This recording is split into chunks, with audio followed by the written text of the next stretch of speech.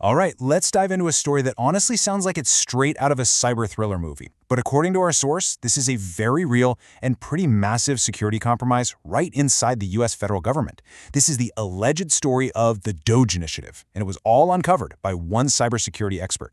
And this is where it all kicks off. Not in some high-tech government command center, but with this quote. It's from Shay, the cybersecurity expert with 29 years of experience who basically stumbled onto this whole thing.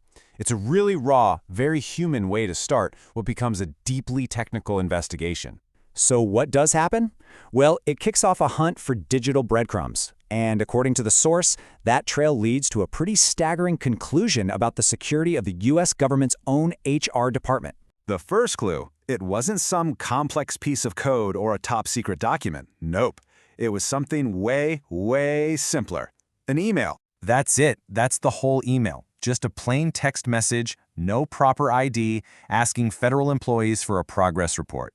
According to insiders who actually got it, this thing was so weird and unprofessional that it just immediately shattered their trust in whoever was on the other end. But here's the thing. According to the investigation, the people behind this, they weren't actually interested in what employees were doing. They were just checking to see which email accounts were active and who was behind them. It was like a digital roll call. And this was their first big move, allegedly. Before this happened, OPM's email system had security in place to check a sender's identity. But the new operators supposedly just destroyed it. This made it impossible for employees to know who was really sending them emails, while at the same time they were verifying the employees themselves. Okay, so who was behind this weird digital roll call? The investigation gave them a nickname, Doge. And as it turns out, their methods were just getting warmed up. So the Doge Initiative, as it was called, allegedly infiltrated the Office of Personnel Management. And if you don't know, OPM is basically the HR department for the entire US federal government. This put them in a position of unbelievable power over employee data. Now, here's the crucial part. This group left a trail. The source claims the whole operation was rushed and, frankly, pretty poorly planned.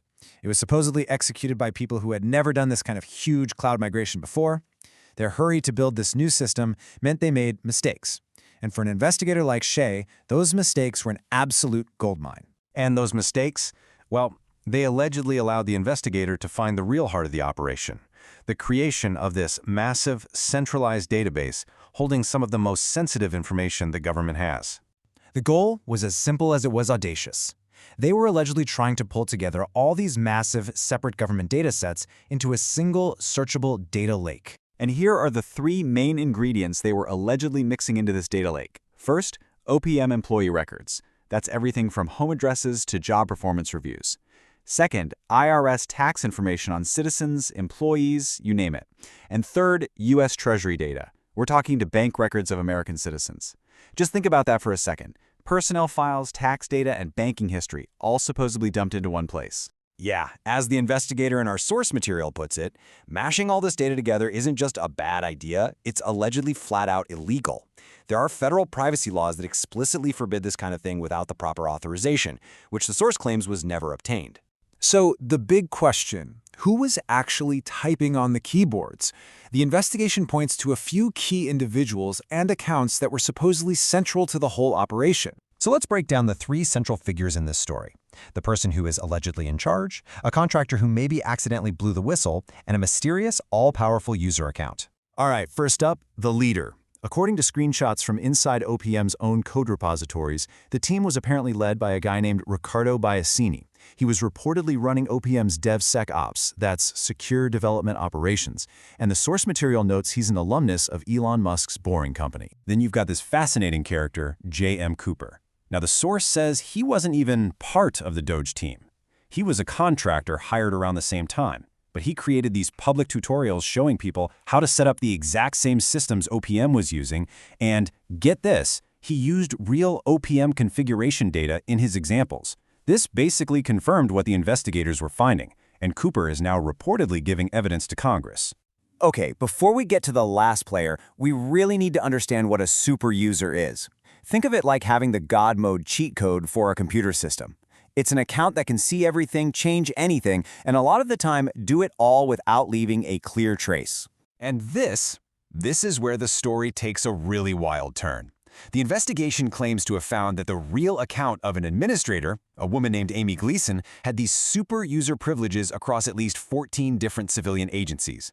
The theory is that her account was used as a shared, untraceable phantom account for the Doge team to do their most sensitive work, making it almost impossible to pin down who was actually responsible. Which, of course, brings us to the biggest question of all.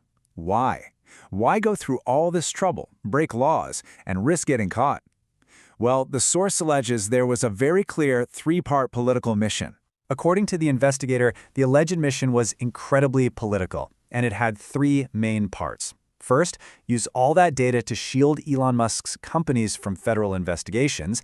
Second, deliberately undermine the public's trust in the federal government itself. And third, use that data lake to find and get rid of any federal employees they considered ideologically out of line. And that really brings us to the heart of the matter, doesn't it? The source material lays out this incredible series of allegations, from a technical compromise to a deep political motive. And it leaves us with a pretty heavy thought to chew on. When the very systems of governance are allegedly turned against the people they're supposed to serve, what does accountability even look like?